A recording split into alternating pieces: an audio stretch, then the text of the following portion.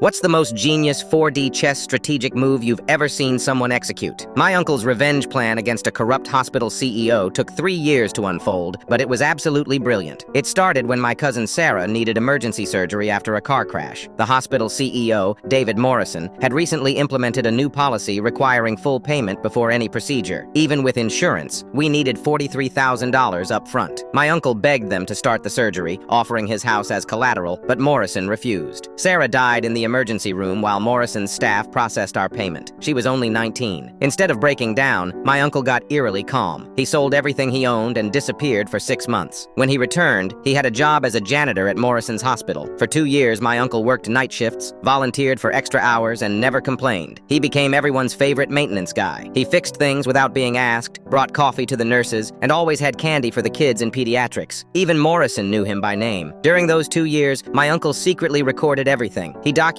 how Morrison forced families to choose between bankruptcy and watching their loved ones suffer. He recorded nurses crying after turning away critical patients who couldn't pay. He caught Morrison bragging about his bonus for cutting costs. My uncle also made friends with everyone: nurses, doctors, administrators, even Morrison's personal assistant. He learned that Morrison had been falsifying infection rate reports to maintain the hospital's rating. The real numbers were hidden in Morrison's private office computer. That's when Phase 2 began. My uncle started doing maintenance in Morrison's office, always during lunch when Morrison played golf. He noticed Morrison used his daughter's birthday as his password for everything. Within a month, my uncle had copied every incriminating file. But he didn't stop there. He spent another year gathering more evidence, building trust, and positioning himself perfectly. He became so reliable that Morrison gave him access to the executive floor's security system for maintenance. The final phase started when my uncle volunteered to help organize the hospital's big charity gala. Morrison was going to announce a new wing named after himself. Every major donor and board member would be there. During Morrison's speech, all the screens suddenly switched to security footage. Everyone watched Morrison turning away dying patients, bragging about profits, and ordering staff to falsify records. The real infection rates appeared, showing dozens of preventable deaths. Morrison tried to stop it, but my uncle had locked down the system. For 20 minutes, 3 years of evidence played on every screen. The board members were furious. The donors demanded answers. State investigators arrived the next day. Morrison was fired and arrested for fraud. The hospital's ownership changed, and they implemented a true emergency care policy. My uncle finally revealed himself as Sarah's relative during Morrison's trial, showing how his entire plan was perfectly legal, just a concerned citizen gathering evidence.